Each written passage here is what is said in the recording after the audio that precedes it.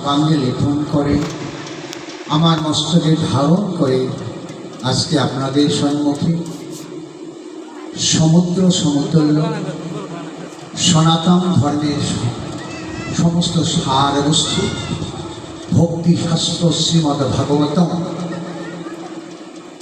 দ্বাদশটি অর্থাৎ 12টি স্কন্ধ 364টি অধ্যায় 18,000 শ্লোক বিশিষ্ট এই মহামূল্যবান ভক্তিশাস্ত্র শ্রীমদ্ ভাগবত মহাগ্রন্থখানা আজকে চতুর্থ দিবস ধরে আপনাদের সম্মুখে আলোচনা হয়েছে। কারণ আজ থেকে প্রায় 6,000 বা 5,500 বৎসর পূর্বে গঙ্গা নদীর তীরে সপ্তম দিবসে মৃত্যু অবধারিত অভিশপ্ত জীবন রাজা পরীক্ষিত সৌমিক মুনির আশ্রমে সৌমিক মুনির একটি মাত্র পুত্র শৃঙ্গী তিনি অভিসম্পদ করেছিলেন। কারণ রাজা পরীক্ষিত সমস্ত দিন ধরে সসৈন্য দল বলে মৃগয়া শিকারে বেরিয়েছিলেন, কোথাও মৃগয়া সন্ধান না পেয়ে যখন ফিরে এসেছিলেন প্রচণ্ড রৌদ্রের তাপে, যখন দেহের মধ্যে তাপদাহ সৃষ্টি হয়েছে, প্রচণ্ড জল পিপাসা লেগেছিল, কোথায় জল পাবেন, কোনো লোক বসতি নাই। অরণ্যের অদূরে এক কোণাংশে একটু বৃক্ষের লতাপাতা দিয়ে ছাউনি একটু কুটির দেখতে পেয়ে ভাবলেন এখানে হয়তো বা কোনো জনবসতি থাকতে পারেন। তাই রাজা পরীক্ষিত সেই সৌমিক মুনির আশ্রমে এসে দেখলেন সৌমিক মুনি গভীর ধ্যানে নিমজ্জিত ছিলেন। রাজা পরীক্ষিত জল পিপাসা প্রাণ ফেটে যায়। এই জলের প্রত্যাশায় সৌমিক মুনিকে লক্ষ্য করে কয়েকবার জল পানের জন্য নিবেদন করলেন, কিন্তু ধ্যানস্থ মণিবর সৌমিক মুনি ধ্যানস্থ থাকায় রাজা পরীক্ষিতের জল নিবেদনের বাণীটি কর্ণগোচর হয়নি। এদিকে রাজা পরীক্ষিত ভণ্ড তপস্বী মনে করে পাশে একটি মৃত্যুসর্প ছিল, ধনুর্বাণের গণ্ডি করে সেই মৃত্যুসর্পটি সৌমিক মুনির গলায় পেঁচিয়ে দিয়েছিল। অদূরে তার একটি মাত্র পুত্র সন্তান শৃঙ্গী অন্যান্য বালকদের সঙ্গে ধুলো খেলা খেলেছিলেন। অন্যান্য বালকদের দৃষ্টিগোচর হওয়া মাত্রে বলছেন, ওরে শৃঙ্গী, ওই দেখ তোমার ধ্যানস্থ পিতার গলায় ওই দুষ্ট রাজন মৃত্যুসর্প জড়িয়ে দিয়েছে।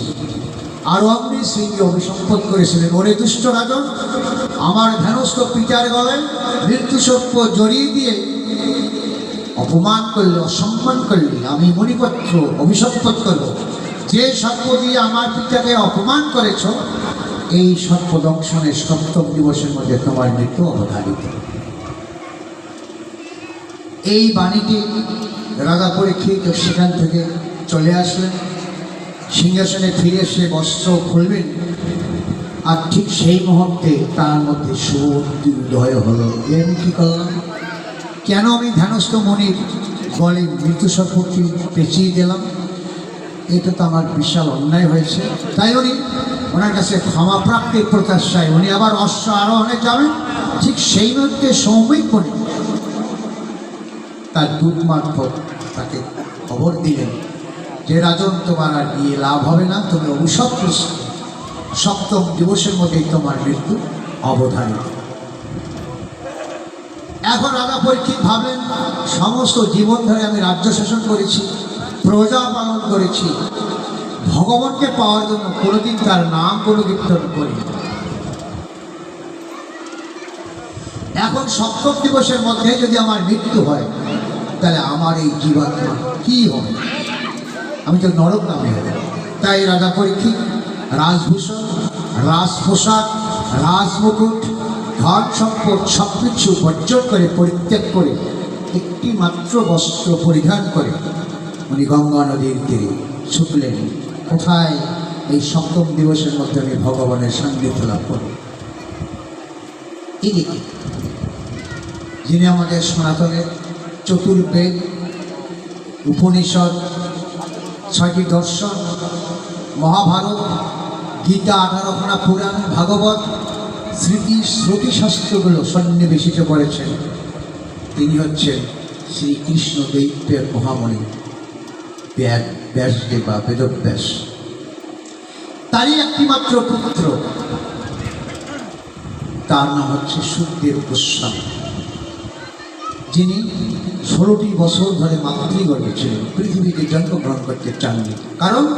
কারণ একটাই যে পৃথিবীতে জন্মগ্রহণ করলে এই পৃথিবীর লোকজন তাকে মায়াকর্ম শিখাবে, মায়া বোঝাবে। যে মায়া অতিক্রম করে লক্ষ লক্ষ জুড়ি ভ্রমণ করে দুর্লভ মানব জন্ম আমরা লাভ করছি, আবারও যদি এই জগতে যাই তাহলে আবারও আমাকে ওই মায়াকর্ম শিখাবে, মায়ায় বিমুখে আবার 16 লক্ষ জনই ভ্রমণ করতে হবে।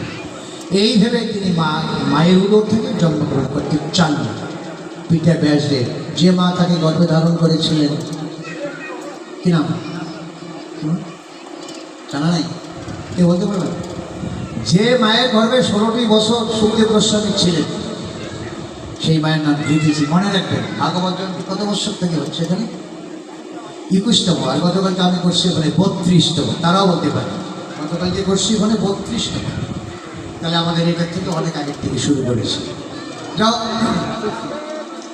মা ঘৃতাচি সুখদেব গোস্বামী 16টি বছর ধরে উদরে ধারণ করেছিলেন। তাহলে তার কতই না কষ্ট হয়েছে। আমাদের মায়েরা কতদিন? 9 মাস, 10 মাস, 10 দিন, এরকম নাকি?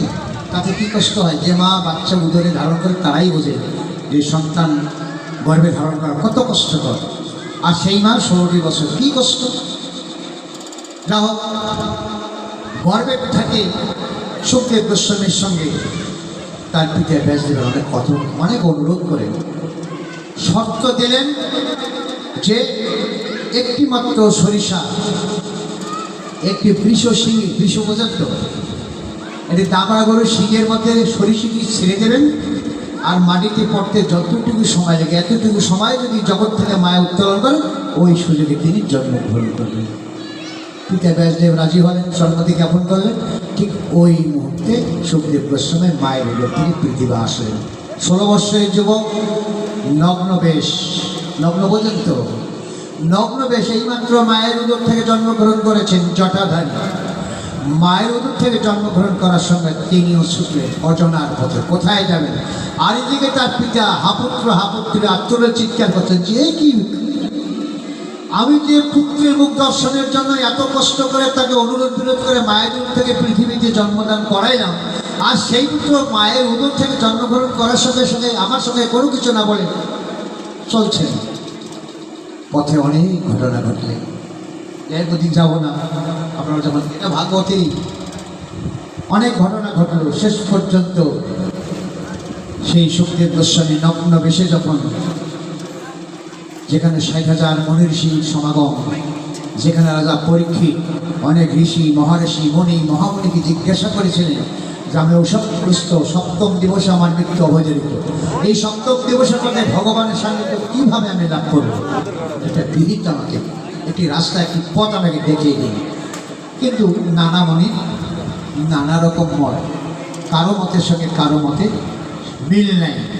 উনি মত বিভ্রান্তি বলেন যে আমি কোন মনির কথা শুনবো, সবাই তো বিশাল বিশাল মহামণি মহাঋষি, এনার সে উনি তো কম না, কিন্তু এনার মতের সঙ্গে ওনার মতের কোনো মিল নেই। নানা মনির নানা রকম মত, উনি মত বিভ্রান্তি বলেন। কি করবেন? ঠিক সেই মুহূর্তে পরম বৈষ্ণব সুখদেব গোস্বামী যখন সেই 60,000 মনীষীগণের সমাগম উপস্থিত হলেন নগ্নবেশে, কেউ তাকে চিনত না। মানে ওই দিনকে তার জন্মগ্রহণ হয়েছে, চিনবে কেমনে?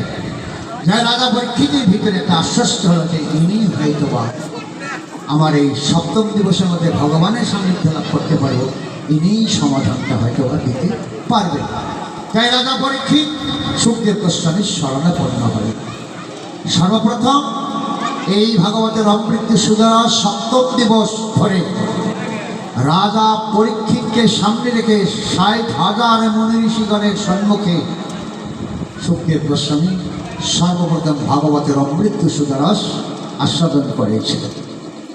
পরবর্তীতে নৈমিষারণ্যে সৌনকাদি ঋষিগণ যখন 12টি বৎসর ধরে যজ্ঞ অনুষ্ঠান আয়োজন করেছিলেন, আর সেই দিন যখন ৬০,০০০ মুনি ঋষিগণের সম্মুখে ভাগবত আলোচনা করেছিলেন সুখদেব গোস্বামী, তখন ঋষি মহাঋষি মহামণিগণ চতুর্দিকে বেষ্টন করেছিলেন সুখদেবকে, যে ভাগবতের অমৃত রসতে হৃদয় ভোগ করে যেন তারা কন্ট্রোল রাখতে পারে, আয়ত্ত রাখতে পারে। কিন্তু কোনো ঋষি মহাঋষি আয়ত্ত করতে পারেননি। অদূরে উগ্রশ্রবা মুনির পুত্র সুতমণি অনেক দূর থেকে মনোযোগ সহকারে হৃদয়ঙ্গম করে উনি কন্ট্রোল করেছিলেন। টোটাল ভাগবতের 18,000 শ্লোক বিশিষ্ট সকলে উনি হৃদয়ঙ্গম করে উনি কন্ট্রোল করেছিলেন, ধারণ করেছিলেন। পরবর্তীতে যখন সৌনকাদি ঋষিগণ এই ভাগবতের অনুষ্ঠান আয়োজন করেছেন 12টি বছর ধরে, কে দিনে যজ্ঞের আহতি, কার দ্বারা ভাগবতের অমৃত রস আস্বাদন করবে, লোক খুঁজে পাচ্ছিলেন না। একে ওকে জিজ্ঞেস করছে, বলছে যে না আমি পাবো। পাশ দিয়ে সুতমণি যাচ্ছিলেন, সবাই তাকে ধরেন যে হে সুতবর, তুমি হতে পারবে ভাগবতের অমৃত রস সুরস আস্বাদন করে। পরবর্তীতে এই সুতমণি তিনি নৈমিষারণে 12 বৎসর দেবত যজ্ঞ অনুষ্ঠানে এই ভাগবতের অমৃত সুরস আস্বাদন করেছিলেন ভক্ত মাঝে। তা আমি আপনাদের ছোট সন্তানের মতো, ছোট ছেলের মতো, আদরের ছোট ভাইয়ের মতো ভাগবত সম্পর্কে আমার নাই। তার কারণ এই শাস্ত্রখানা সমুদ্র সমতুল্য, সমুদ্রের জল যদি পরিমাপ করা যায়, ভাগবতের অমৃত সুরস কখনই পরিমাপ করা যায় না। এই বিশাল ব্যাপার। তার কারণ এখানে ভাগবত মহাভারতের বিষয় আছে, এখানে 4টি বেদের বিষয় আছে, 18খানা পুরাণ আছে, স্মৃতিশাস্ত্র শ্রুতিশাস্ত্র সবগুলোর সামান্যই শ্রীমদ্ ভাগবত। ভগবত সিদ্ধান্ত দিচ্ছেন যে ভাগবতের মৃত্যু সুদরস যদি কোনো ভক্ত হৃদয়ঙ্গম করতে পারে, তার আর কোনো শাস্ত্র পাঠ করার প্রয়োজন নেই। তাহলে কত মূল্যবান! আর এত মূল্যবান কাহিনীতে আপনারা সবাই বিজ্ঞ মানুষ, আপনারা বুঝিলেন। আপনাদের সম্পর্কে আপনাদেরকে কীভাবে বোঝাবো আমি নিজেও বুঝতে পারছি। তো ভগবান বলছেন ভক্তের যদি কৃপা হয়, আপনারা তো পিছনে বসলেন, দেখা যায় না তো, ভক্তের যদি কৃপা হয়, ভক্তের কৃপা হলে ভগবান কৃপা করতে পারে। ভক্তের কৃপা ব্যক্তি রেখে কোনো কারো সাধ্য নাই যে ভগবানের অমৃত সুজলাস বাণীগুলো আপনাদের সামনে উপস্থাপন। আমি কেন, কেউই পারবে না। যদি তিনি ভক্তরা কৃপা না করবে, উনিও কৃপা করবেন না। কাজে আপনারা যদি কৃপা করেন, তাহলে হয়তো আমার এই পাপ মুখে 2-1টি ভগবত বাণী আপনাদের সম্মুখে উপস্থাপন করতে হবে। জয় জয় জগৎগুরু রাধাকৃষ্ণ প্রেমানন্দে।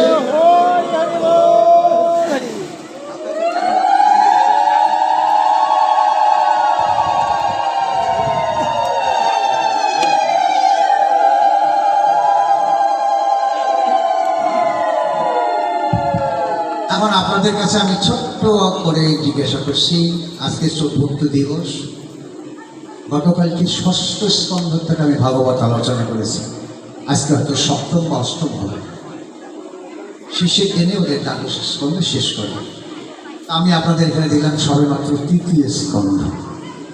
12টার মধ্যে 3টে গেলে আরও 9টি স্কন্ধ আছে, সামনে আছে মাত্র 3 দিন। তো 3 দিনে আপনারা 9টি স্কন্ধ কীভাবে করবেন? তো ভাগবতটা কি স্লোলিও হলো না? এখন আজকে আপনাদের সম্পর্কে আমি ভাগবতের কোথায় আলোচনা করি, কোন স্কন্ধে যাব? 12টা স্কন্ধের মধ্যে সবেমাত্র 3টি স্কন্ধ হয়েছে, আরও 9টি স্কন্ধ আছে। আমি কোন স্কন্ধে খেয়ে, যদি একটু আমাকে সাজেস্ট দিতেন, পরামর্শ দিতেন, আমার জন্য ভালো হতো। আমি কোথায় আলোচনা করব?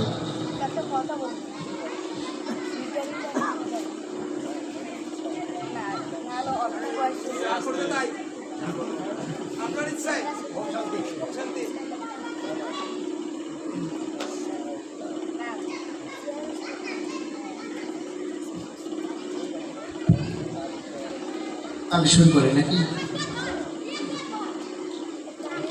পিছনে মায়েরা আছেন,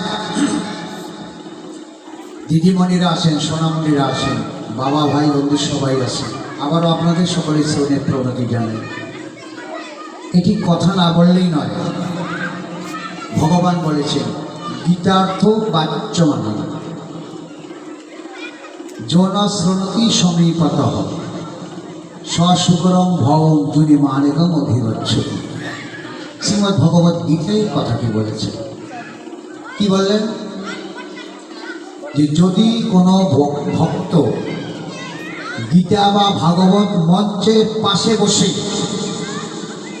শ্রদ্ধার সঙ্গে মনোযোগ সহকারে যদি গীতা ভাগবতের অমূল্য বাণীগুলো শ্রবণ না করেন, নিজেদের বসত বাড়ি বা অন্য কোনো আলোচনা করেন, এদিকে গীতা ভাগবত আলোচনা হচ্ছে, এদিকে আপনাদের লক্ষ্য নাই, আপনার 2-3 জন জোট হয়ে আপনার বসত বাড়ি কার কি হলো কার কি না হলো এগুলো যদি আলোচনা করেন, গীতা ভাগবত বলছেন ওই ভক্তটি একবার দুবার না, এই মানব জন্ম যেদিন আবার মৃত্যু হবে, আপনার দেহ প্রাণ থাকবে না, পর দিনে আপনাকে একটি একটি করে 7 বার 7 বার সুপর্জনীতে জন্মগ্রহণ করতে হবে। তাহলে আমরা কি চাবো যে গীতা ভাগবত মঞ্চে বসে গীতা ভাগবতের আলোচনা না শুনে নিজের বসত বাড়ির কথাবার্তা বলবেন? যদি বলেন তাহলে 7 জন্ম সুপর্জনীতে জন্মগ্রহণ করতে হবে। কাজেই আমি অনুরোধ করি যে এমন যেন অধোগতিতে আমাদের যেতে না হয়, এইদিকে সজাগ থাকবে। আরো বলছেন গীতা ভালো ভালো কথাগুলো বলেছে, ওদিকে যাব না, আমি ভাগবতে আসবো।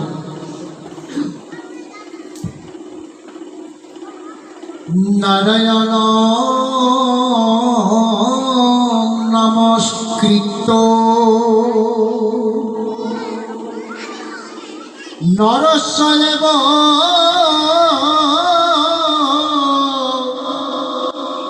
নরোত্তম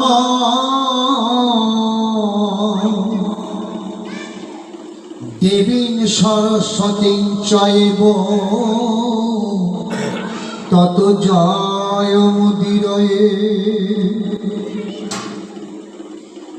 নারায়ণে নমস্করি নমি নরোত্তমে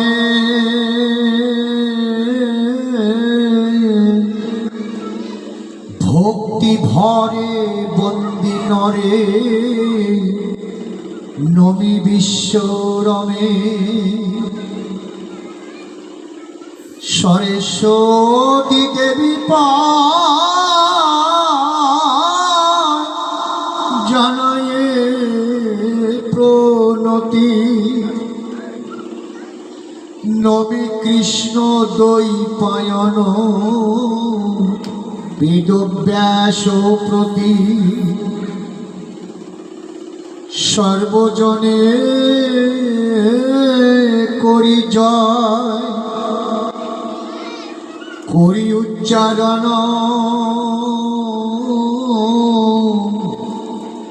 নবিলাম হইম সুতে বিঘ্ন বিনাশন। নমো নমো নারায়ণ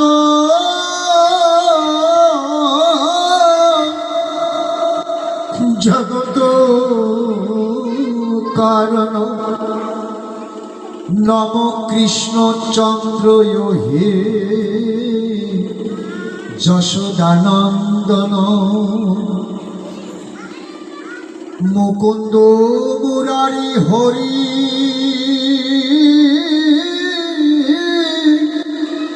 এই জগতের সার।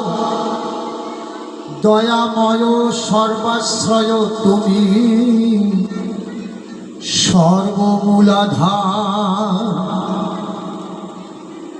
কৃষ্ণ ভক্তি সমবস্তু কি আছে ভুবনে। যার লাগি এ ব্রহ্মাণ্ডে মুগ্ধ দেবগণে। মা বোঝা যায়? বোঝা যায়?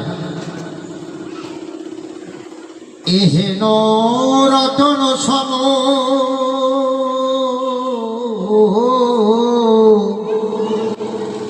আর কি আছে ধরা। যে নামের গুণে পাপী বৈকুণ্ঠতে যায়। সেই রূপ নারায়ণে যেও জন ভজে তার পূজায় উপনীত হয় দেবতা সমাজে। এত যে সংসারে কষ্ট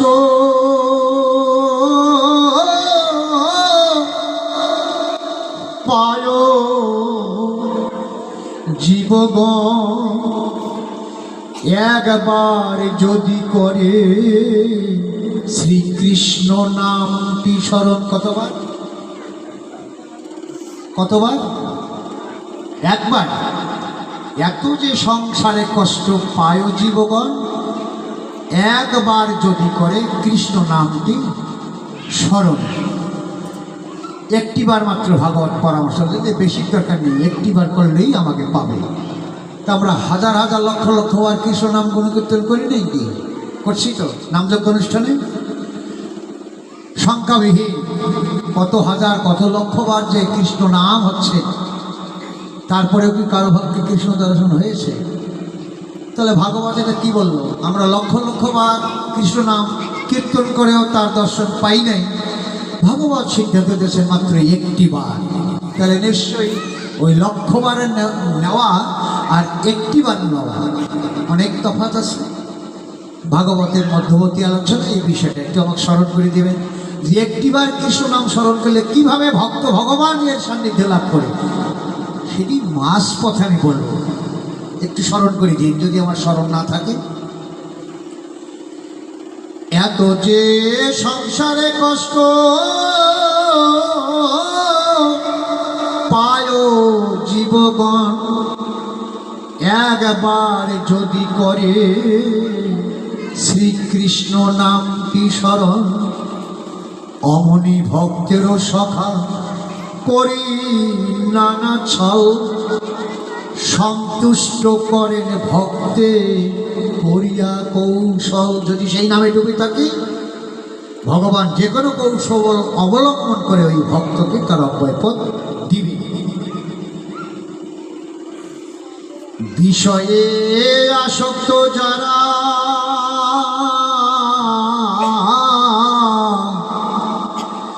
রহে চিরকাল, তাহারা কাটাতে নারে ভব মায়া যাও। বাবা বোঝা যায়? পড়িয়া মায়ার জালে বদ্ধ তারা রয়, শ্রীকৃষ্ণের প্রতি ভক্তি না হয় উদয়। বিষয়ে আসক্ত যারা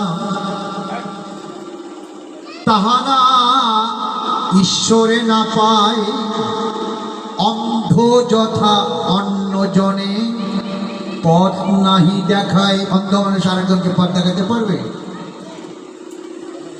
তোমরা বান্ধব মম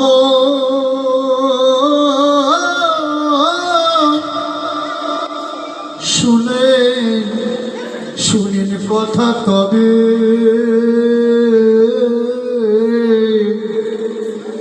পরকালে যাহে শান্তি প্রাপ্ত হবে সবে। ভালো করে শুনবেন, মূল্যবান কথা। যে শিক্ষা পাই নই আমি আমার আপন অন্তরে, তার সম শিক্ষা নাই এই ব্রহ্মাণ্ড ভিতরে।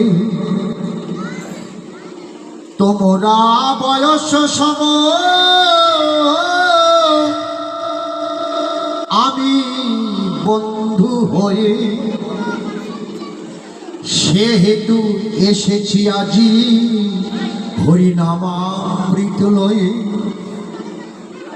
এসো ভাই বাপ সকল মা জননী, হরিনাম সুধা কর সবে পান, উচ্চারণ মাত্র মুক্ত হবে সবার প্রাণ। ভগবান শ্রীকৃষ্ণ নাম উচ্চারণ করলেই সবার প্রাণ মোক্ষ লাভ করে।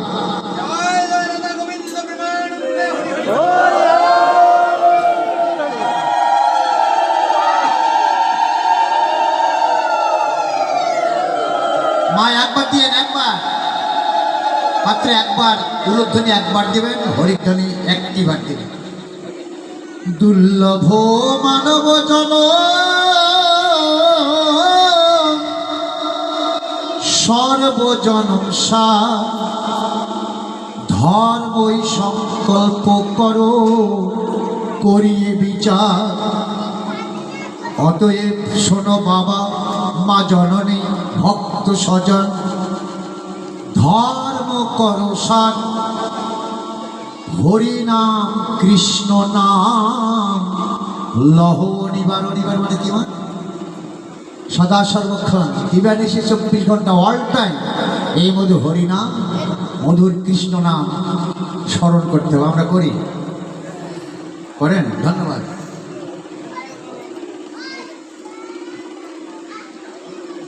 জগতেরও শ্রেষ্ঠ বস্তু ভাগবতগণ, সর্বক্ষণ যে চরণ করেন চিন্তন, দিয়া সে অভয় পদ আমাদেরও প্রতি, বিষয় বাসনা নাশ করো শীঘ্রগতি। যে জন তোমার নাম শুনে ভক্তি ভরে, আপনাদের কথা বলছে, যে জন তোমার নাম উচ্চারণ করে, এটা আমার কথা বলছে, যিনি মধুর নাম উচ্চারণ করেন আর যে মদভক্তগণ শ্রদ্ধার সঙ্গে ভক্তির সঙ্গে শ্রবণ করেন, তোমারও চরণ পথে রত যার মন, সংসার হইতে মুক্তি পায় সেই জন। তা আমরা যদি ভক্তির সঙ্গে শুনি আর আমিও যদি শ্রদ্ধার সঙ্গে হরিনাম মধুর কৃষ্ণ নাম ভাগবতের মৃত্যু সুধারার পরিশোধ করি, আমরা উভয়ই কি গোবিন্দের শ্রীপদ পাব। ওহে নরপতি শুনো,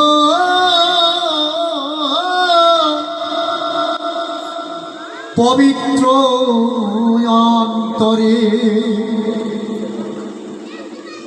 ভাগবত কথা সদা শ্রবণ যে করে, সংসার মায়াতে সে বদ্ধ কভু নয়, ব্রহ্মপদে মগ্ন সেই জানিবে নিশ্চয়। ভাবুক রসিক যত আছে ধরা তলে, ধরা মানে কি পৃথিবী, ভাগবত শাস্ত্র কথা শুনেন কৌতূহলে। বোঝা যায় তোমার? এইও ভাগবত শাস্ত্র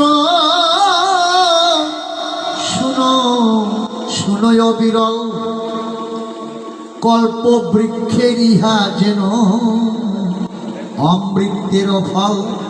ভাগবতের বাণীগুলো সদা সর্বকাল শ্রবণ করতে বললেন, এবং এই ভাগবতের অমূল্য বাণীগুলো যেন কল্পবৃক্ষের অমৃত ফল। বৃক্ষ মানে কি? বৃক্ষ মানে গাছ। কি গাছ? কল্প গাছ। এরকম নয় কি অর্থটা? তো আমরা তো জগৎ মাঝে অনেকগুলো গাছ নাম জানি, চিনি, কিছু কিছু গাছ চিনিও না, নামও জানি না, কিন্তু ভাগবত বলছেন এই গাছটির নাম কল্পবৃক্ষ। এর ফল আমাদেরকে আস্বাদন করতে বললেন। কল্পবৃক্ষের অমৃত ফল অবিরত খাও। এই ফলটি অমৃতের মতো। গাছটি কেউ দেখছিনি, কেউ দেখেনি, নামেই শুনিনি। আজকেই ভাগবতের প্রথম নামটি আমরা শুনতে পেলাম, তাই নয় কি? এমনটা নয় কি? কি গাছ? কল্পবৃক্ষ। এতদিন শুনিনি, আজকে শুনলাম। গাছটি দেখতে কেমন? আমার সময়ও কম। গাছটি দেখতে কিরকম শুনবেন? কল্পবৃক্ষটি কিরকম শোনেন। কল্পবৃক্ষের গাছটি একটি মাত্র ফল, যেই মাত্র সূর্য অস্তা চলে যায়, ভালো করে শুনবেন, সারাদিন সূর্য থাকুক, পশ্চিম আকাশে যেই মাত্র সূর্যটি অস্তা চলে যায়, কল্প বৃক্ষের একটি ফল মাটিতে পড়ে, সেই বৃষ্টি থেকে আস্তে আস্তে অঙ্কুরোদ্গম হতে থাকে। পরিপক্ক পাকা ফলটি কল্পবৃক্ষে মাটিতে পড়ে। সন্ধ্যা যেই মাত্র হয়, সারা রাত পরে থাকে। যেই মাত্র পর দিন পূর্ব আকাশে সূর্য উদয়মান হয়, সারা রাত্রিব্যাপী কল্পবৃক্ষের সেই ফল থেকে, সেই বীজ থেকে একটি অঙ্কুর উদ্গম হয়। গাছ বাড়ার আগে অঙ্কুর হয় না? আরেকটু সূর্য যখন পূর্ব আকাশে উদয় হয়, অঙ্কুর উদ্গম, অঙ্কুরটি আরেকটু বড় হয়। যেই মাত্র সূর্য মধ্যাহ্ন সময় হয়, দুপুর সময় হয়, সেই কল্প বৃক্ষটি পরিপূর্ণ একটি বৃক্ষে পরিণত হয়। মানে যতটুকু বড় হওয়ার প্রয়োজন অতটুকু হয়, যতটুকু লম্বা শাখা পত্রপল্লব হওয়ার প্রয়োজন ঠিক ততটুকু হয়। যেই মাত্র সূর্যটি মধ্যাহ্ন সময় হইতে পশ্চিম আকাশে যায় অপরাহ্ন সময়, ঠিক সেই মুহূর্তে কল্পবৃক্ষে ফুল ধরা শুরু হয়, ফুল আসে। ফলের আগে ফুল হয় না? আর একটু পশ্চিম আকাশে সূর্যটি যাওয়া মাত্রই ফুল থেকে কড়ি হয়। আর একটু যখন পশ্চিম আকাশে যায়, কড়িগুলো আস্তে আস্তে বড় হয়। যেই মাত্র পশ্চিম আকাশের অস্তাচলের পূর্বে, মানে সূর্য ডুবো ডুবো অবস্থা, ডুবে নাই, একটু পরে ডুবে যাবে, অস্তাচলে যাবে, ঠিক সেই মুহূর্তে কল্পবৃক্ষের সম্পূর্ণ ফলগুলি পরিপক্ক হয়। সূর্য ডুবার আগেই সম্পূর্ণ ফলগুলো পেকে যায়। যেই মাত্র সূর্য অস্তাচলে যায়, কল্পবৃক্ষের পরিপক্ক ফলগুলি মাটিতে পড়ে যায়। ওই বৃক্ষটি মৃত্যুবরণ করে, বেঁচে থাকে না। মানে জন্মটা সকালবেলা, মৃত্যুটাও হলো সন্ধ্যাবেলা। আবার ওই পরিপক্ক ফলগুলি সারা রাত থেকে পর দিন থেকে আবার অঙ্কুরে, এভাবে সৃষ্টির থেকে অদ্যাবধি আগামী পর্যন্ত কল্পবৃক্ষের এইভাবে ধারাবাহিক নিয়মে চলে আসছে। কল্পবৃক্ষটি কে? কল্পবৃক্ষটি আপনি, আমরা, যারা সবাই। জন্মটা সকালবেলা, মৃত্যুটা সন্ধ্যাবেলা।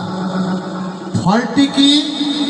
ফলটি আপনার ছেলের সন্তান যারা আছে। আপনি লক্ষ্য করুন, আপনার পূর্বে আপনার পিতা ছিলেন, তার পূর্বে আপনার পরম পিতা ছিলেন, তার পূর্বে আপনার বৃদ্ধ প্রপিতা ছিলেন, তার পূর্বে আর হিসাব দিতে পারবো না অনেকেই। এইভাবে পূর্বাপর যদি হিসাব করে আমাদের যদি মূল জায়গায় যাই, আমাদের পূর্ব পিতৃপুরুষের পরিচয় কি? স্যার হয়তো জানবেন। স্বয়ংভব মনু, মায়ের নাম শতরূপা। সেখান থেকে পূর্বপর আমাদের সৃষ্টি অদ্যাবধি। আমরা সবাই ঋষি পুত্র, আমরা সাধকের গৃহের সন্তান, আমরা ভক্ত গৃহের সন্তান। আজকে হয়তোবা অভক্ত হয়েছি, সাধন ভজন বিহীন আমাদের এই দেহের অবস্থা। তাই ভগবান বলছেন, হে মানব, যতদিন তুমি মুক্তি নাই পাও, কল্প বৃক্ষের এই সুধা রস কবিরত খাও, সব সময় তুমি খাও। যে জন বিবেকী হয়, শুনো গুণধাম, শ্রীহরির গুণগাথা গাহে অবিরাম সদা সর্বদা। বেদ পাঠে মহাদানে হয় যেই ফল, মহানাম ভগবত যজ্ঞে সেই সে সকল। আপনি বেদ পাঠ করেন, আপনি মহানাম যজ্ঞ করেন, যাই করেন না কেন, দান করুন না কেন, যে ফল পাবে শ্রীমদ ভাগবত মহাযজ্ঞ মহোৎসব করলে সেই ফলে লাভ করা যায়। জয় জয় জগৎগুরু প্রেমানন্দে হরি হরি।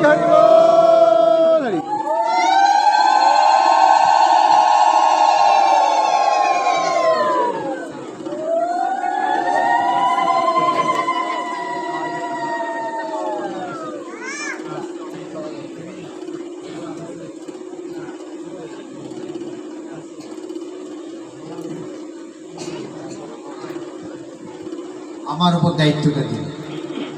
আমার কাছে সবই সহজ, যাই হোক আপনাদের জন্য যাতে সহজ হয় এটুকু।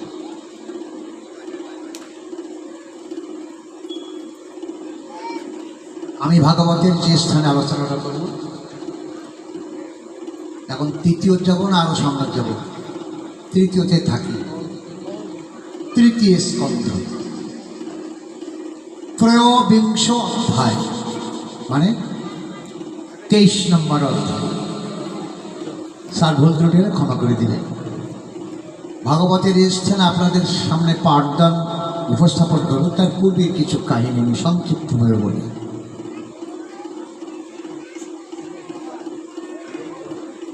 স্বয়ংভুব অর্থাৎ মনু এবং শতরূপা স্বামী স্ত্রী, আমাদের পূর্বপুরুষ, সৃষ্টির মূলে 3 জন কন্যা, 2 জন পুত্র সন্তান। সব জ্যেষ্ঠ পুত্রের নাম ছিল প্রিয়ব্রত। নামগুলো একটু মনে রাখবেন, আগামীতে যদি বেঁচে থাকি জিজ্ঞেস করলে যেন আপনারা বলতে পারবেন। স্বয়ংভুব অর্থাৎ মনু, তার স্ত্রীর নাম শতরূপা, 2 স্বামী স্ত্রী। ছেলে সন্তান 2 জন, মেয়ে সন্তান 3 জন। তো সব বড় জ্যেষ্ঠ সন্তানের নাম প্রিয়ব্রত, কনিষ্ঠ সন্তানের নাম দেবাপী। মনে থাকবে, দেবাপী অল্প বয়সে সন্ন্যাস ধর্ম পালন করেছিলেন, জন্য উনি দ্বার গ্রহণ করেননি। দ্বার পর্যন্ত বিবাহ সাথী করেননি, সংসার করেন নাই, অল্প বয়সে সন্ন্যাসী গিয়েছেন। থাকলো জ্যেষ্ঠ পুত্র প্রিয়ব্রত, উনি রাজ্যের শাসনকর্তা ছিলেন, রাজা ছিলেন। কন্যা কয়জন? 3 জন। কি কি নাম? নামগুলো মনে রাখবেন। এখন তো মিডিয়ার যাবো না, মোবাইল অন করলে তো আপনারা পাবেন। আকতি, প্রসতি, আর সব ছোট কন্যার নাম দেবহতী।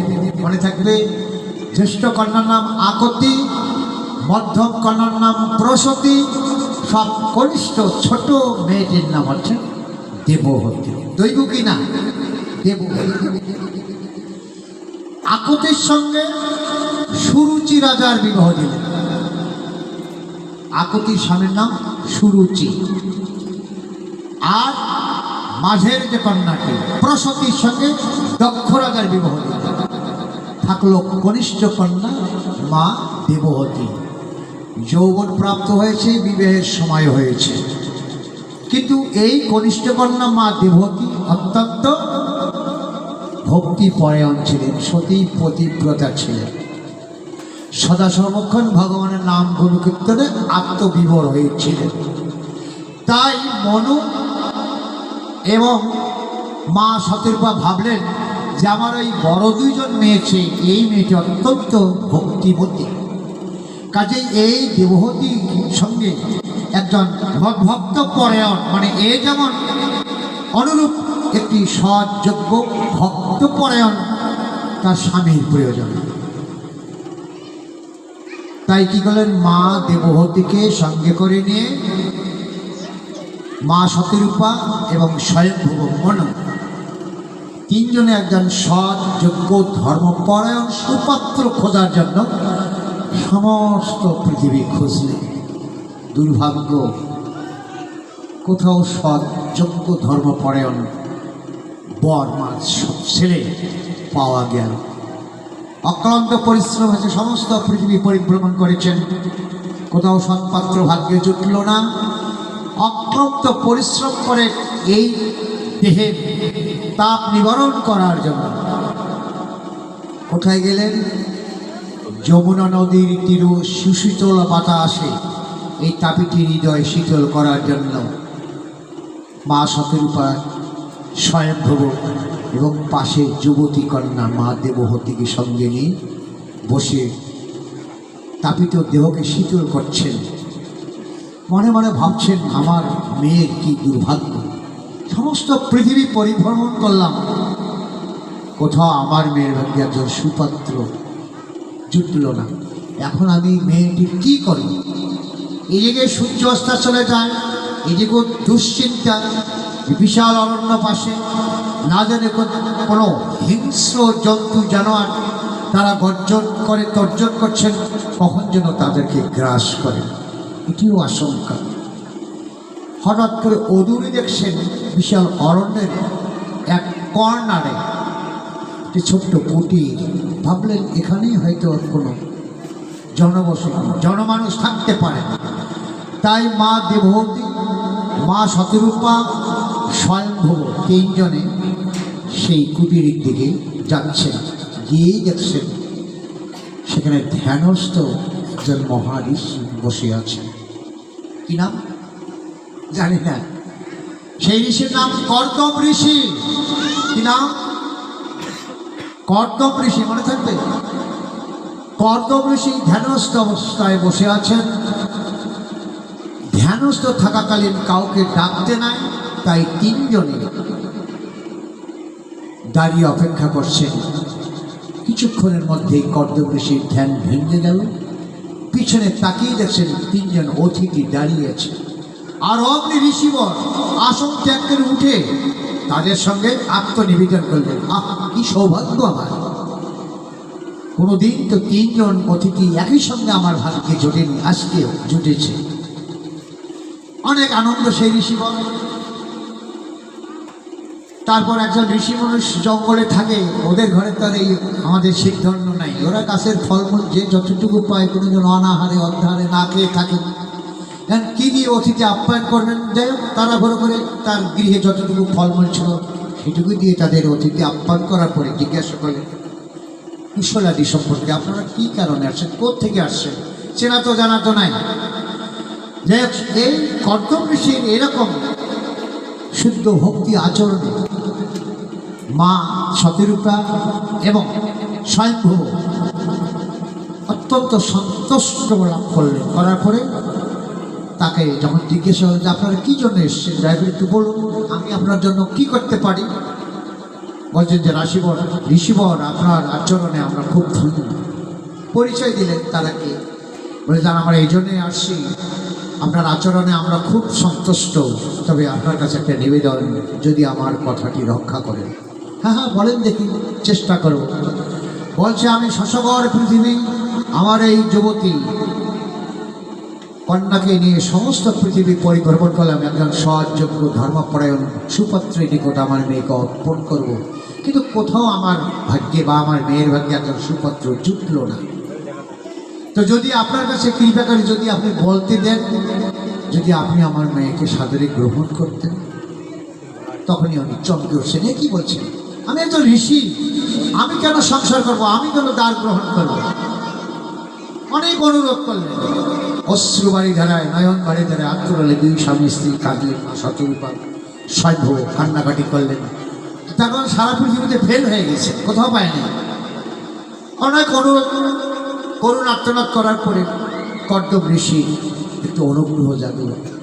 ঠিক আছে, আপনারা এত করে বলছেন যখন, তবে আপনার ওই যুবতী মেয়ে দেবহতীর সঙ্গে আমি একটি কথা বলব, যদি সুযোগটুকু দেন। হ্যাঁ হ্যাঁ বলেন। দেবহতীকে একটু উদরে নিয়ে গিয়ে তাকে শর্ত আরোপ করলেন কর্দম ঋষি, যে আমি তোমাকে দ্বার রূপে গ্রহণ করতে পারি, একটি মাত্র শর্ত। শর্তটি কি? যে আমাদের এই যমুনায় ছেলে সন্তানকে, ছেলে বা মেয়েকে বিবাহ দিই কিসের জন্য? তাদের ঘর সংসার হওয়ার জন্য, তাদের ভবিষ্যৎ যেন বংশবৃদ্ধি, এই জন্য নাকি। কিন্তু কর্দম ঋষি বললেন যে তুমি আমাকে দ্বার হিসেবে তোমাকে আমি গ্রহণ করতে পারি, তুমি আমাকে পতি বা স্বামী হিসেবে গ্রহণ করতে পারো, শর্ত একটি, জগতের মানুষ যেভাবে নর নারীর সঙ্গে কেলি করে, তোমার জীবনে কিন্তু সেটি হবে না। দেবহতীকে এই প্রস্তাব দেওয়ার সঙ্গে সঙ্গে দেবহতী বলেন তথাস্তু, তাই হবে। তবে কি আমি স্বামীর পদসেবা করতে পারবো তো? বলে সেটি পারি। তাই ফিরে এসে বলেন ঠিক আছে, আপনার কন্যাকে আমার হাতে তুলে দিন, আমি তাকে দ্বার হিসাবে, স্ত্রী হিসেবে গ্রহণ করব। যাই হোক, কর্দম ঋষির হস্তে মা দেবহতীকে অর্পণ করে দিই তেনারা স্বরাজ্যে ফিরে গেলেন। দীর্ঘদিন গত হল। অত্যন্ত মা ভক্তিমতী দেবহতী অনেক দিন ধরে একটি কথা বলবেন, স্বামীর পদসভায় আত্মনিয়োগ করেছিলেন। একদিন খেতে দিয়ে সেবা দিতে গিয়ে বলেন, ওগো প্রিয়ে, আমি অনেক দিন ধরে একটি কথা তোমাকে বলতে চাই, তুমি কি ভাববে কি বলবে তাই আমি বলার সাহস পাই। বলছো কি দেবহতী? আমরা তো দুজন স্বামী স্ত্রী, একই অপরের কুশল বিনিময় না করলে আর কার সঙ্গে করবো? বলো বলো, তুমি খোলা প্রাণে বলো। তখন দেবহতী প্রস্তাব দিল যে তুমি আমার পতি, তুমি আমার স্বামী, আমি নারী, আমি যে মায়ের জননী হতে, আমি যে সন্তানের জননী হতে চাই, আমি যে মা ডাক শুনতে চাই। বলছো কি দেবহতী? যেদিন তোমাকে আমি গ্রহণ করেছি সেদিন কি সত্য ছিল, তোমার কি আজকে স্মরণ নাই? যাই হোক, এরকম অনেক কথাবার্তা বলার পরে বলছেন, তাকে আদেশ দিলেন যে তুমি সন্তানের জননী হতে পারবে। কিভাবে? যোগ বলে। যোগ বলে একমাত্র পুত্র সন্তানের জননী হতে পারবে। যোগ বলে বোঝেন তো? যেমন রাজা পাণ্ডু, ধর্মরাজ যুধিষ্ঠির যোগ বলে হয়েছে, আমাদের মতো করে। তাই স্বামীর আদেশ মোতাবেক মা দেবহতী একটিমাত্র পুত্র সন্তানের জননী হলেন। তার নাম কপিলমণি। নামটা মনে রাখবে, কপিলমণি। কপিলমণি যেদিন মা দেবহতীর উদরে জন্মগ্রহণ করলেন, তার কিছুদিন পরে কর্দম ঋষি বলেন, ওগো প্রিয়ে, তোমার গর্ভে যে সন্তানটি, সে সন্তানটি সাধারণ মানুষ নয়, তিনি একজন যোগী সাধক, মহাসাধক, স্বয়ং ভগবানের রূপে তোমার গর্ভে জন্মগ্রহণ করেছেন। তুমি তোমার সন্তানকে নিয়ে তোমার জীবনে যাহা কিছু পাওয়ার, ভগবানকে পাওয়ার যে মত, যে পথ, তোমার এই সন্তান তোমাকেই দিক নির্দেশনা দেবে। তুমি তোমার সন্তান নিয়ে কুটিরে থাকো, আমার বাকি জীবনটা নিয়ে আমি সন্ন্যাসে চলে যাই। অনেক না করছিলেন, কিন্তু কপিলমণি বলছেন, মা, বাবাকে যেতে দাও, আমি তো আছি। আমি তোমাকে ভগবান প্রাপ্তির বিষয়ে যে জ্ঞান, যে ভক্তি মার্গের, তত্ত্ব মার্গের, অধ্যাত্ম মার্গের বাণীগুলো আমি তোমাকে শিখিয়ে দেব। তাই পুত্র হয়ে মাকে আজকে এই ভগবতের অমৃত সুদারস ভগবত প্রাপ্তির বিষয়ে যে জ্ঞান, যে ভক্তি, সেই বাণীগুলো শ্রবণ করছেন, যেটি চাওয়াবো আমাদের কি সকলে, তাই নাকি?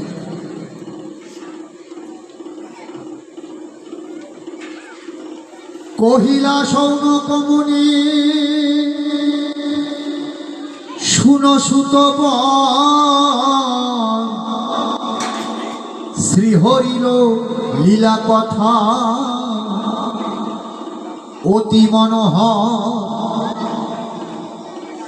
অজন্মা সে নারায়ণ জন্মে নয়াপনি, শিখাতে অধ্যাত্ম শাস্ত্র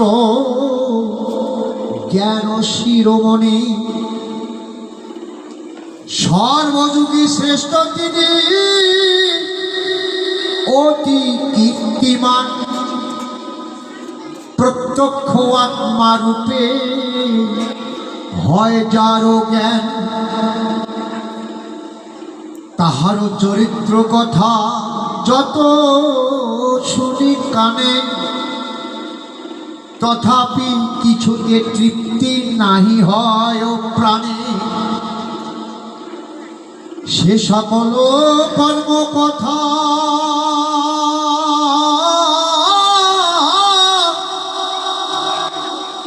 শুনিতে বাসনা, কৃপা করি মুনিব পুরাও বাসনা, সুতগণ শুনো শুনো কৌতুক সুজন, সুখের অমৃত বাণী মৈত্র বিবরণ, যে কথা জিজ্ঞাসা তুমি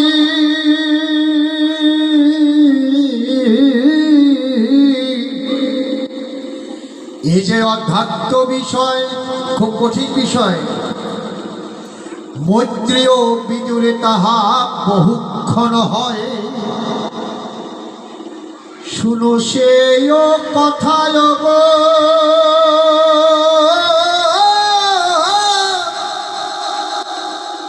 ভক্ত সুধীজন, শুনিলে মুক্তির করিবে দর্শন। যদি শ্রদ্ধার সঙ্গে ভক্তির সঙ্গে শুনি তাহলে মুক্তি পাওয়ার যে পথ সেটা আমরা দেখতে পাব। মৈত্রগণ বিদুরের করিয়া সম্ভাস, শুনো বৎস আধ্যাত্মিক বচন আভাস। পিতা যবে করিলেন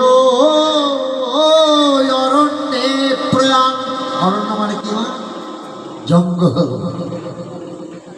রহিল আশ্রমে পুত্র মাতৃ সন্নিধান। মা কপিলমণি, মা দেবহতীর রক্ষণাবেক্ষণ করছে। বিন্দু সরোবর তীরে কর্দম কুটি, সাধের কুমার প্রিয় নিজ জননী। একদা করিয়া মনে দেবহতী সতী, জিজ্ঞাসেন তত্ত্ব কথা নিজ পুত্র প্রতি। অনেকদিন গত হওয়ার পর মা দেবহতী বলছেন যে তোমার পিতা যেদিন সেই সন্ন্যাস ধর্ম পালন করার জন্য গেলেন, সেদিন আমি নিষেধ করেছিলাম তুমি যে যাবে, আমাকে এই আধ্যাত্মিক তত্ত্ব ভক্তিতত্ত্বের সারবস্তুগুলো কে শেখাবে? বাবা তুমি তো সেদিন বলেছিল যে মা আমি তো আছি, পিতাকে যেতে দাও, আমি করব। কাজে এতদিন হয়ে গেল তুমি কোনোদিন অধ্যাত্ম শাস্ত্র, ব্রহ্মবিদ্যা, ভগবত প্রাপ্তি বিষয়ে যে জ্ঞানগুলো তুমি কোনোদিন বললেন না, আজকে আমাকে বলো। খুব শক্ত করে ধরলেন। তারপর কেমনে করিব তোমার পুত্র সন্নিধান, প্রভু তুমি নমিত মা ধরিয়া চরণ। মা হয়ে ছেলে চরণ ধরতে চাচ্ছে যে আমি তোমাকে কিভাবে কেমন করে পুত্র সম্বোধন করব, তুমি যেন সাক্ষাৎ ভগবান। যবে তব পিতা ঋষি করেন গমন, করিলে প্রতিজ্ঞা তুমি হয় কি স্মরণ। সেদিন তো তুমি শপথ করে বলেছিলে দেবে মোরে উপদেশ তুমি জ্ঞানাধার, যাহাতে তরিব আমি ঘোর সংসার। বিষয়ে কাতর মম হয়েছে অন্তর, সেই হেতু সদা চিন্তা মনের ভিতর। বড় কষ্টে ধরিয়াছি তোমায় আমার উদরে,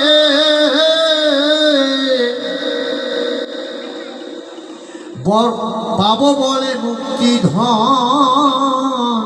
যাহা চায় ঋষি বরে, যোগী ঋষি যাহা চায় আমি সেটি চাই। অনেক কষ্ট করে তোমাকে উদরে ধারণ করেছি। তোমালা করি প্রভু পাব পরিত্রাণ, জন্মান্তরে মুক্তি পাব করি অনুমান। আর যেন আমার জন্ম না হয়, এই জন্মেই যেন আমি মুক্তি লাভ করতে পারি। কি আছে আমার ভয় সংসার ভিতর, পুত্র যার ভগবান সাক্ষাৎ ঈশ্বর। আমার ভয় কি?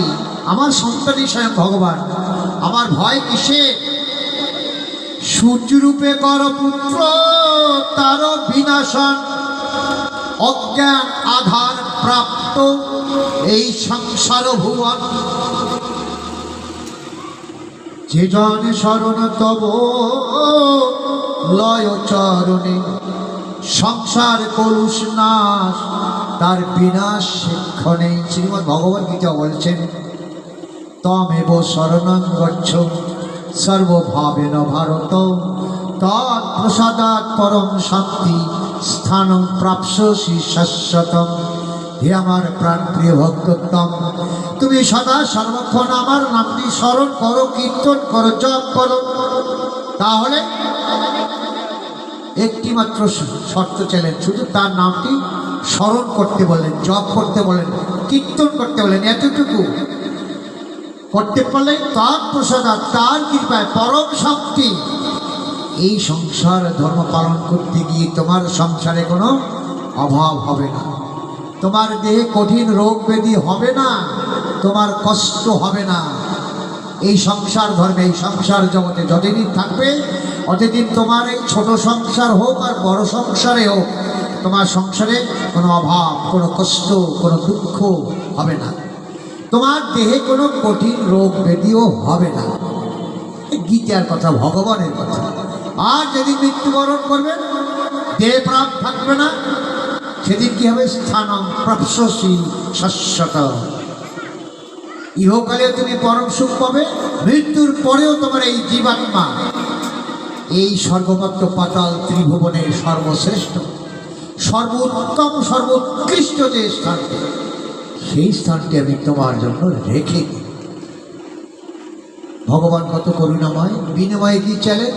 তুমি আমার নামটি স্মরণ করো, কীর্তন করো, জপ করো, এতটুকু। আর কোনো কিছু চাইলেন না। যদি তার নাম স্মরণ কীর্তন জপ করতে পারি, ইহকালেও পরম সুখ পাবো, পরকালেও সুন্দর স্থানটি ভগবান আমাদের জন্য রেখে দিবে। ভাগবত তাই বলছেন, যে জন শরণ তব লয় চরণে, সংসার কলুষ্ণার বিনাশ সেক্ষণে, হেন জন তুমি হও আমার কুমার। দাও উপদেশ পুত্র জ্ঞানের বিচার, কোন বা পুরুষ হয়, কি বা পরিচয়, প্রকৃতি বা কারে কয়, কহ মহাশয়। পুরুষকে, প্রকৃতিটাকে। তা আমরা এখানে মনে করি যে আমরা পুরুষ, মায়েরা কি প্রকৃতি। এটা ঠিক ঠিক নয়। পুরুষকে পরপুরুষ একজন মাত্র, যিনি স্বয়ং ঈশ্বর, ভগবান শ্রীকৃষ্ণ, পরমেশ্বর, যে যাই বলেন কেন, তিনি একজন মাত্র পরম পুরুষ। আর আমরা যারা আমাদের মধ্যে ভাগ করে নিয়েছি, আমরা কেউই পুরুষ নই, আমরা সবাই প্রকৃতি। আমরা সবাই নর নারী, আমরা যারা আছি সবাই প্রকৃতি। পরম পুরুষ একজন ভগবান শ্রীকৃষ্ণই বলেন, ঈশ্বরে বলেন, যেই বলেন, তিনি পরম পুরুষ। জননীর কথা শুনি কর্দম কুমার, আনন্দে প্রসন্ন হন অতি চমৎকার। মা জিজ্ঞাসা করছেন, আর কপিলমণি উত্তর দিচ্ছেন, জননীর সম্বোধিয়া সুমধুর স্বরে, কহেন বিচার করি আপন অন্তরে। মা কপিলমণি মাকে বলছেন, মাকে উদ্দেশ্য করে আমাদের সকলকেই বলছেন, যা কহিলে মাতা তুমি,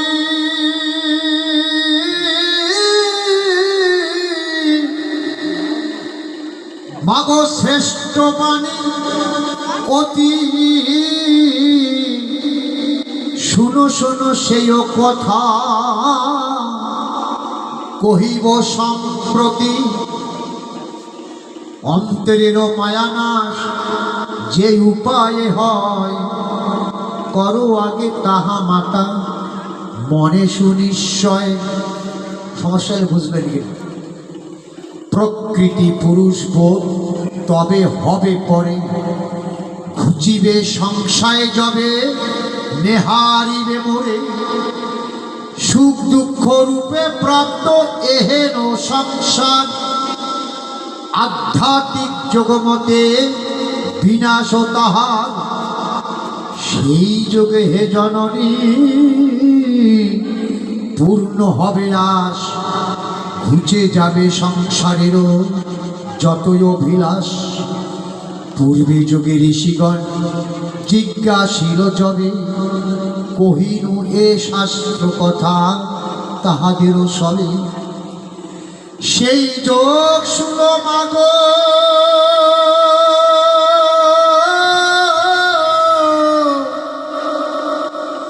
ও মা জননী,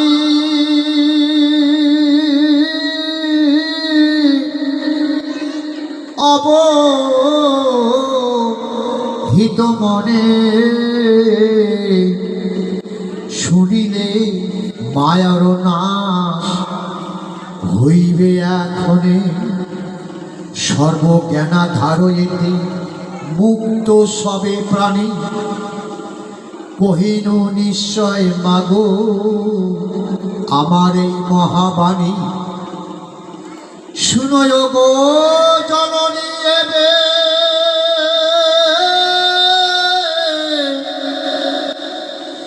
জ্ঞানের বিচার,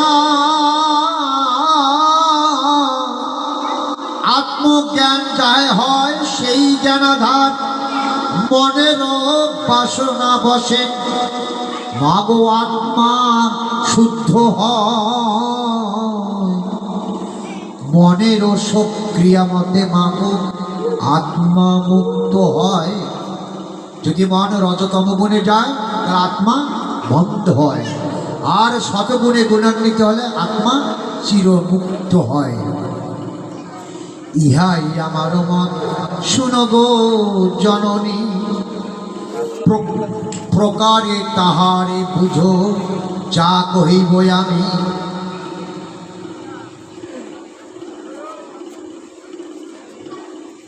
শর্ট করে নিয়ে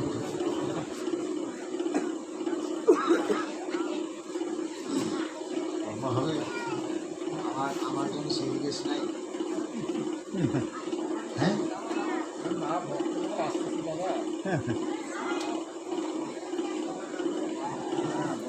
এই স্থানটার মধ্যে যেখানে আমি আসছি খুব মর্মান্তিক। এটি দয়াকৃষ্ণের কণ্ঠ ডাউন হয়ে গেছে, প্রতিদিন মাইকে কথা বলা, তারপরে বিভিন্ন ধরনের জল খাওয়া, তাই না স্যার? খাদ্যের একটু সমস্যা, সকালের খাওয়া যে কখন খাবো ঠিক নেই।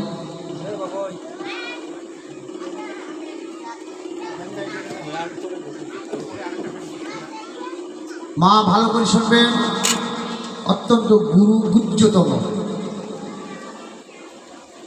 মনে দেই বদ্ধ মক্ষ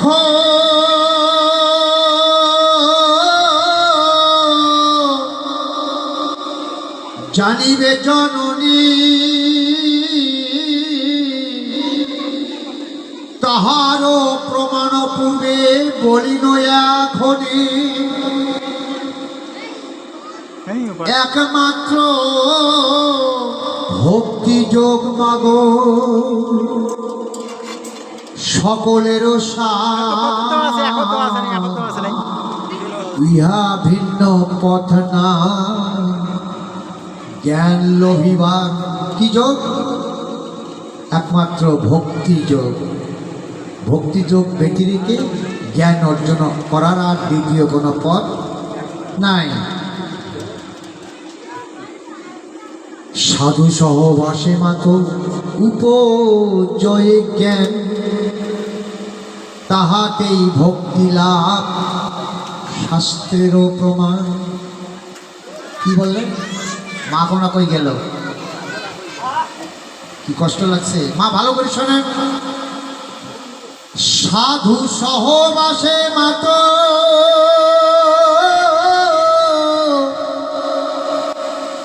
উপজয় জ্ঞান, তাহাতেই ভক্তি লাভ শাস্ত্রের বচন। কপিল মুনি, মা দেবহতী, মা আর সন্তান, তাই না? কপিল মুনি ছেলে, মা দেবহতী মা। ছেলে মাকে কি বললেন? সাধুর সঙ্গে সহবাস করতে বললেন। কি ভাষাটা, কি ল্যাঙ্গুয়েজ, কি খারাপ কথা নয় কি? সন্তান হয়ে মাকে এই কথা বলা যায়? ভাগবত একটা ভক্তি শাস্ত্র, মহামূল্যবান গ্রন্থ। তিনি এবার এই সেন্টেন্সটা এখানে ব্যবহার করলেন। আর একবার শোনেন। সাধু সহবাসে মাগ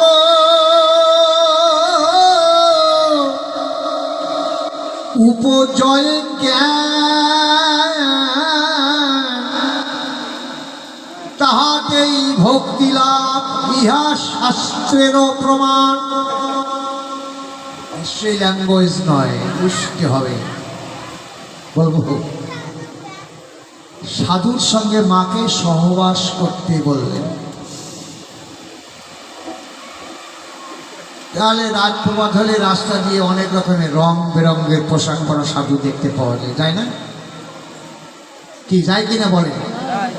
অনেক রঙিন পোশাকধারী সাধুর বেশ সেজে পথে ঘাটে অনেক সাধু দেখা যায়। তারা কি সাধু? এখানে ভাগবত পরামর্শ দিয়েছেন সাধুটা কে, সাধু পরিচয়টা কি, সাধু কোথায় থাকে, তার বাসস্থান কোথায়, এমআই কান্দেন। সাধুটা কে দয়া করে শুনবেন। আমাদের আব্রহ্মস্তম্ভ হতে পদাঙ্গুলি পর্যন্ত এই মানব দেহটি, এইখানেই সাধু বাস করে। সাধু আমাদের সঙ্গেই বাস করেন, সদা সর্বক্ষণ ঘোরাফেরা করছেন, অর্থাৎ 24 ঘন্টা। আমরা যখন ঘুমাই তখনও সাধু আমাদের আশেপাশে সদা সর্বক্ষণ ঘোরাফেরা করছেন। কিন্তু আমরা চোখ থাকতেই অন্ধ, অজ্ঞান, ভক্তির অভাব, তাই আমার সঙ্গে সাধু ঘোরাফেরা চলাফেরা করছেন সর্বক্ষণ আমার চোখের সামনে। সাধুকে চিনতে পাই না, দেখতে পাই না, চিনি না। তা কি সাধুকে চেনে দেবো মা, পরিচয় করে দেবো? বলেন বাবা, সাধু যে আমার সঙ্গে ঘোরাফেরা করে, চিনি না তো কিভাবে চিনব? পরিচয় করে দিই, সবাই যদি চিনতে পারি। সাধুটা কে?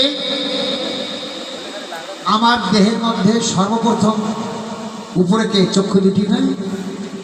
চক্ষু দুটি দ্বারা ভালো মন্দ দেখতে পাচ্ছি, ভালো মন্দ পাপ পুণ্য ন্যায় অন্যায় দেখতে পাচ্ছি। এই চক্ষু দুটি সাধু কিনা একবার জিজ্ঞেস করে দেখি। যেই মাত্র আমরা ভাগবত মঞ্চে এসছি, ভক্ত সমাগমের রাধা গোবিন্দের যুগল বিগ্রহ দর্শন করছি, অবরত মস্তকে তাকে শ্রদ্ধা ভক্তি নিবেদন করছি, এই সময়টুকু সাধু। ভালো কথা আসছি তো, 12 জনই দেখছি। কিন্তু পথিমধ্যে বা কালকে বা অন্য যে কোনো দিন একটা খারাপ জিনিসও দেখেছেন, দেখি নাই? দেখি। তাহলে চক্ষু দুটি পাপ পুণ্যের সঙ্গে জড়িত, ইনি সাধু নন, হতেই পারেন না। এই মুহূর্তে ভালো জিনিস দেখলাম সাধু, কিন্তু কাল পরশু বা দুদিন পর একটা খারাপ জিনিসও দেখব, নিশ্চয়ই চক্ষু দুটি সাধু নয়, পাপ পুণ্যে জড়িত। এখন এই যে মুখ দ্বারা কথা বলছি, যে মুহূর্তে মধুর হরিনাম কৃষ্ণ নাম সংকীর্তন করছি, মধুর কৃষ্ণ নাম আস্বাদন করছি, ভালো। কালকে যে অশ্লীল ভাষা ব্যবহার করলে, এই মুখ দিয়ে গালিগালাজ করলে, কি নানা রকম ব্যঙ্গোক্তি করেছিলে এই মুখ দ্বারা, তাহলে ইনিও পাপ পুণ্যের সঙ্গে জড়িত, ইনিও সাধু নন। হাত দুটির কাছে আসি। যে মুহূর্তে করজোরে ভক্তির সহিত ভগবানের যুগল শ্রীপাদপদ্মে প্রণতি করছি, সাধু। আরে কালকে যে তুমি একজনের গালের মধ্যে একটা কি থাপ্পড় দিলে, একটা লাউয়ের জায়গাতে একটা লাউ চুরি করে নিলে, বাজারে একটা খরচ করতে গিয়ে ওজন হয়ে গেছে, আর একটা পটল বেশি করে দেয়, কারণ দে রে ভাই, বেশি করে নিলে, তাহলে কি অন্যায় নয়? আমার হাত দুটিও পাপ পুণ্যের সঙ্গে জড়িত, ইনিও সাধু।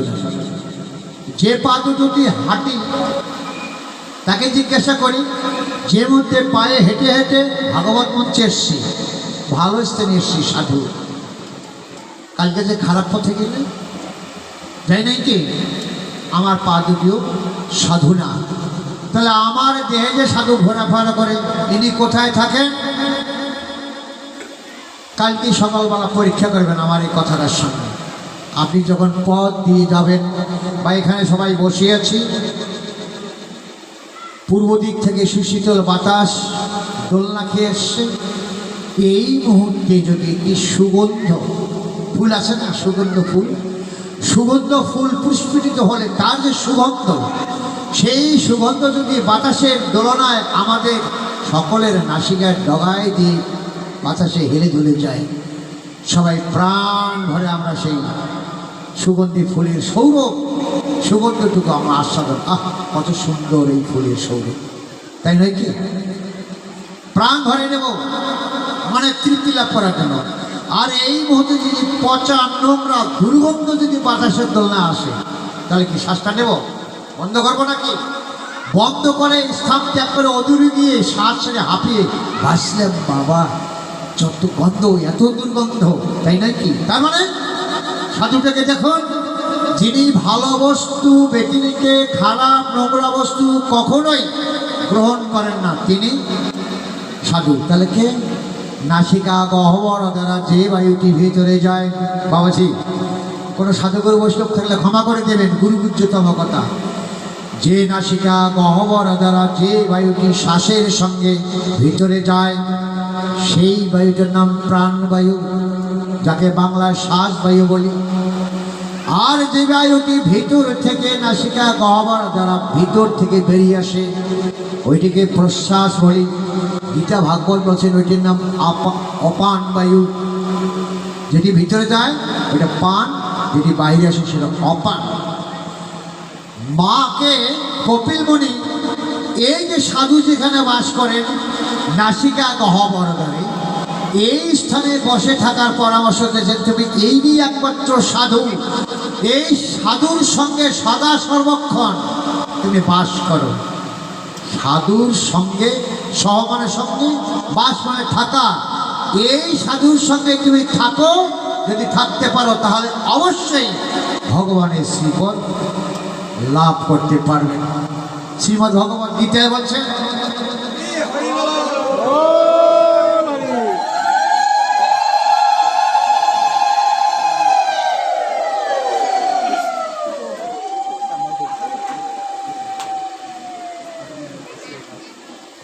শ্রীমদ্ ভগবদ্ গীতায় বলছেন পঞ্চম অধ্যায় সন্ন্যাস যোগে, স্পর্শান্ন কৃতা বহির্বাজ্যংসন চক্ষু সয়ন্তর ভ্রুব প্রাণা প্রাণ সমকৃতা নাসাভ্যন্তর চারিণ যতেন্দ্রিয় মনোবুদ্ধি মুনির মোক্ষ পরায়ণ বিগতেচ্ছা দুঃখ ভয়ত সদা মুক্ত এবচ। কি বললেন? হে আমার প্রাণ প্রিয় ভক্তত্ব, তোমার এই সুন্দর জগৎটাকে দেখবার জন্য তোমার দেহ মাঝে দুইটি বহিরঙ্গ চক্ষু দিয়েছি, তাই না? যে চক্ষু দুটির সাহায্যে আমরা জগতের ভালো মন্দ সব দেখতে পাচ্ছি। শুধু দুইটি চক্ষু দিয়ে শেষ করছেন না, অন্তরা চক্ষু সভ্র আরেকটি অন্তর্চক্ষু বা জ্ঞান চক্ষু দিয়েছি। বহিরঙ্গ চক্ষু দিয়ে দেখবেন, একটা কাপড় নেবেন দোকানে গিয়ে, কাপড়টা নিলেন, বহিরঙ্গ চক্ষু এই বাবা ওই কালারটা দেও তো, নিলেন। যদি পছন্দ না হয় তো অন্তর্চক্ষুটা বলছেন বাবা ওটা নিস না, ওটা ভালো না, এই যে ওইটা দেখ, ওইটা দেখ। অন্তর্চক্ষু নির্দেশনা দিচ্ছে, অন্তর্চক্ষু নির্দেশনা দিলে তবেই তো আপনি কিনতে পারবেন। আপনি যে কোনোই কিনুন না কেন, একটা ছেলেকে বিয়ে দেবেন, মেয়ে দেখতে গেলেন, বহিরঙ্গ চক্ষু দিয়ে দেখলেন, অন্তর্চক্ষু বলছে এটা আর নিস না। 4 প্রকার নারী কি কি? শঙ্কিনী, হস্তিনী, চিন্তামণি, পদ্মিনী। কোন নারী শ্রেষ্ঠ? পদ্মিনী নারী শ্রেষ্ঠ, তাই নাকি? পুরুষ কয় প্রকার? পুরুষও 4 প্রকার, অশ্ব, বৃষ, মৃগ আর শশক, 4 প্রকার। কোন পুরুষ শ্রেষ্ঠ? মৃগ জাতের পুরুষ শ্রেষ্ঠ। মৃগ জাতের পুরুষের সঙ্গে পদ্মিনী নারীর বিবাহ দিলে জীবন ধন্য হয়, দীর্ঘায়ু হয়। আর যদি হস্তিনীর সঙ্গে মৃগ জাতের পুরুষের বিবাহ দেন তো ওই মা বিধবা হবে। কথাটা বুঝতে পারছি? অশ্ব জাতের পুরুষের সঙ্গে যদি পদ্মিনী নারীর বিবাহ দেন, ওই নারীটি অচিরাত মৃত্যুবরণ করবে। এখন আমরা ছেলে মেয়েকে বিয়ে দিতে যাই, কি মেয়েটা ফর্সা কিনা, দেখতে সুন্দর কিনা, মেয়েও বলে না আমার যার সঙ্গে বিবাহ হবে সেই ছেলেটি ফর্সা কিনা, কিন্তু কি কেউ জাতে এই জাতের বিচার নাই। যার কারণে আপনাদের এলাকা বা কেমন, আমি গতকালকে গেছিলাম, যতগুলো মা ছিলেন 16 আনার 4 আনায় মা বিধবা। খুব কষ্ট লাগছে আমার, 16 আনার 4 আনা অংশে বিধবা মায়ের দল। আমি বলেছি যে এখন তো যে কী যে 10 হাতি 12 হাতি কাপড় পরে না মায়েরা। মা মন খারাপ করবেন না তো, আবার মনে রাগ করবেন না তো, বলবো এখনকার মায়েরা 10-12 হাতি কাপড় পরতে চায় না। ওটা কি ঝামেলা মনে হয়? ওই যে গলার থেকে পায়ের পাতা পর্যন্ত, কি বা আমার নামও জানা নেই, ফেসকি কি নাম, ফেসকি না মেসকি? আমার তো মেসকি কথাটা আসে না, ফেসকি পড়ে তো, ওটা কিন্তু মাথায় ঘোমটা নেয়। মনে রাখবেন, ইয়ং জেনারেশনের মায়েদের উদ্দেশ্যে বলছি, যে মায়েরা স্বামী আছে তাদের উদ্দেশ্যে বলছি, ক্ষমা করবেন। সকাল 6টা থেকে সন্ধ্যা 6টা পর্যন্ত যদি কোনো মা মাথায় ঘোমটা না দেয়, মাথায় কাপড়টি না রাখে, কটা পর্যন্ত? সূর্যোদয় থেকে সূর্য অস্ত পর্যন্ত, এই 12 ঘন্টার মধ্যে যদি কোনো মা মাথায় কাপড়টি না দেয়, ঘোমটাটি না দেয়, তার স্বামী 3 সেকেন্ড আয়ু কমে যায়। একদিন মাথায় কাপড় না দিলে আপনার স্বামী 3 সেকেন্ড আয়ু কমবে। 1 মাস না দিলে কত সেকেন্ড, কত ঘন্টা? এইভাবে 50 বছর যদি আপনি মাথায় কাপড় না দেন, আপনার স্বামীর আয়ু কমপক্ষে 10 বছর কমে। 10 বছর আগে মৃত্যুবরণ করবেন।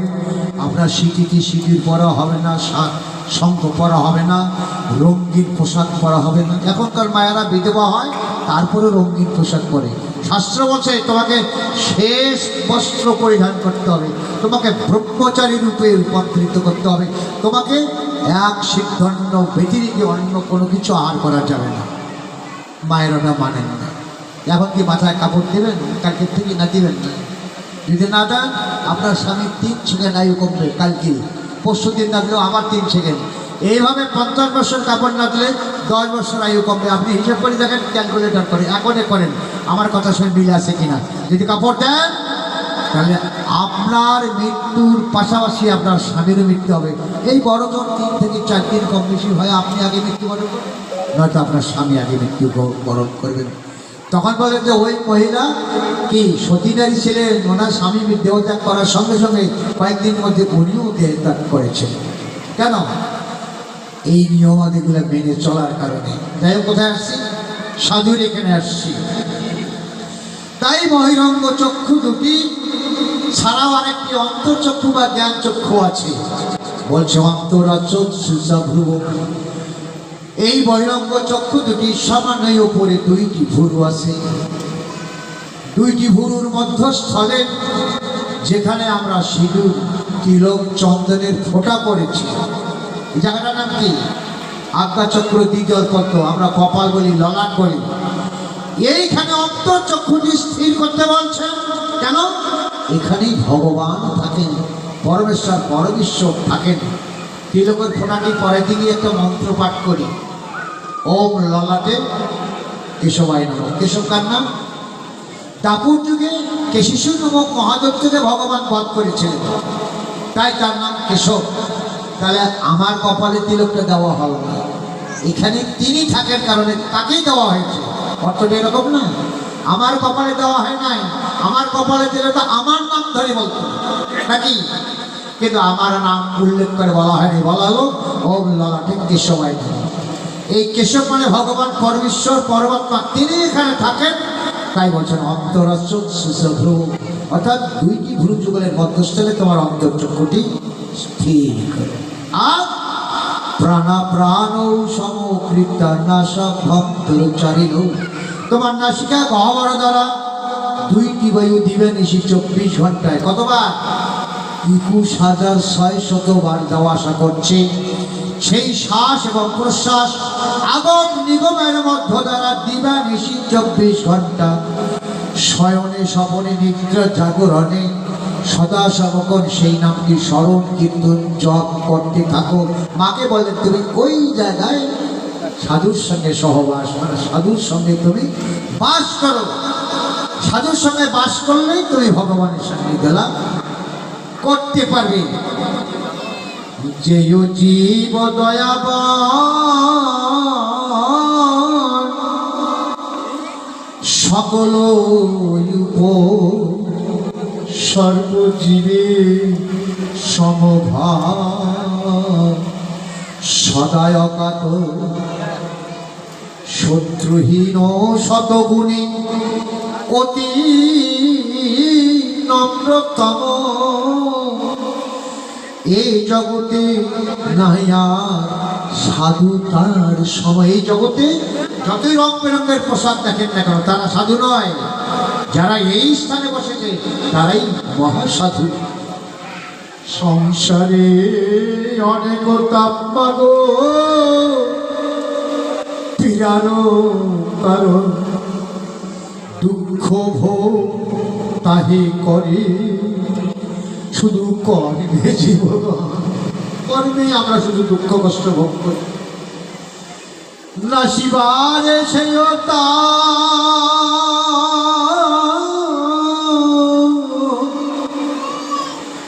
যত কেন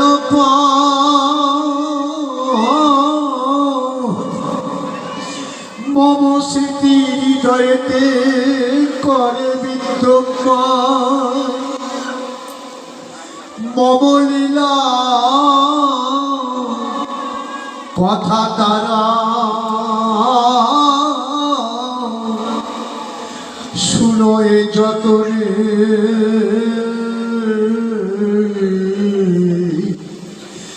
মম